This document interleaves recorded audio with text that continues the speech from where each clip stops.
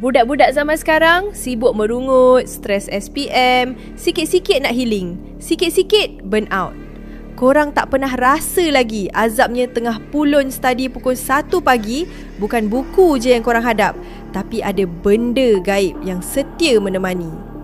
Kisah ni terjadi dekat seorang budak perempuan anak sulung yang tinggal di sebuah rumah sewa berderet dengan banyak pintu. Satu malam, masa dia tengah fokus buat revision dari pukul 11 malam hingga 3 pagi, tiba-tiba dia terdengar satu bunyi yang sangat menyeramkan. Ada bunyi hembusan nafas yang sangat kuat tepat dari arah langsir tingkap biliknya. Padahal masa tu pukul 1 pagi dan jiran-jiran sekeliling yang bujang semuanya pergi kerja shift malam. Di tingkat atas rumah keluarga ini, ada satu keluarga yang terdiri daripada sepasang suami isteri tua dan 2 orang anak lelaki berbadan besar. Malam kejadian, nafas di tingkap tu, anak-anak makcik tua tersebut dah pun pergi bekerja. Namun, sebelum munculnya bunyi nafas tu, si gadis terdengar bunyi yang sangat bingit dari tingkat atas. Ada bunyi kuat seperti orang menyeret perabot, menarik kerusi meja dan menghentaknya ke dinding dengan sekuat hati. Dalam ketakutan yang teramat sangat, dia terpaksa beranikan diri pasang surah Al-Quran dan teruskan study sampai pukul 3 pagi sebelum tertidur. Gangguan ini sebenarnya dah bermula beberapa hari sebelum tu. Pada satu waktu senja, si gadis disuruh ibunya untuk membuang sampah di luar rumah. Masa dia sedang menghirit plastik sampah tu, dia terpandang makcik tua jiran tingkat atas tu sedang tunduk-tunduk memberi sesuatu makan yang kelihatan seperti seekor kucing. Tapi, sebaik sahaja dia nak melangkah masuk ke dalam rumah, sebuah van putih tiba-tiba parking. Berderau darah gadis tu bila dia nampak makcik tua yang sama, dengan baju, tudung labuh dan kain batik yang sebiji serupa, baru sahaja turun dari van tersebut bersama suaminya. Habis tu, siapa yang duduk tunduk kat hujung sana tadi? Disebabkan kejadian tu, gadis tersebut terus jatuh sakit. Setiap kali dia bangun tidur, kaki dia penuh dengan kesan lebam yang memang menyakitkan.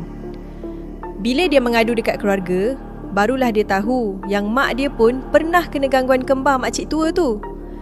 Lagi mengejutkan, ayah dia buka rahsia lepas bersembang dengan anak lelaki makcik tersebut. Rupanya, makcik tu ada membeli hantu raya yang kuat makan, siap kena bagi telur ayam kampung setiap hari. Anak dia sendiri rasa ibu mereka macam dah tak ada sebab asyik diam dan nampak kotor, seolah-olah cuma tunggu masa nak buang saka tu je. Seminggu selepas tamat exam, gadis itu yang asyik demam dan bermimpi diancam ular, dibawa berjumpa dengan seorang ustaz.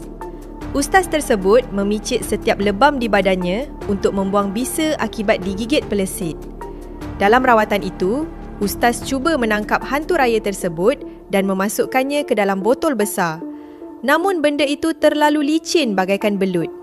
Rupa-rupanya, saka hantu raya dan pelesit itu sering menemani gadis itu belajar malam kerana ia mahu menjadikannya tuan yang baharu.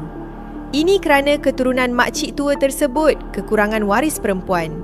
Lantas, ia menjadikan gadis anak sulung itu sebagai calon bebas yang paling layak. Selepas dipagar oleh ustaz, keluarga itu nekat untuk berpindah mencari rumah lain.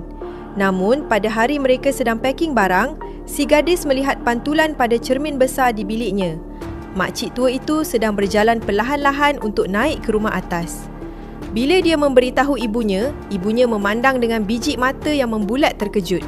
Ibunya memberitahu, makcik tua itu sebenarnya dah meninggal dunia semasa gadis itu tiada di rumah kerana pergi ke kem motivasi sekolah. Malam itu, dia terus demam dan keesokan harinya mereka pindah secara rasmi, meninggalkan rumah yang atap dapurnya sentiasa ditaburi pasir pada waktu maghrib sebagai tanda protes saka tersebut.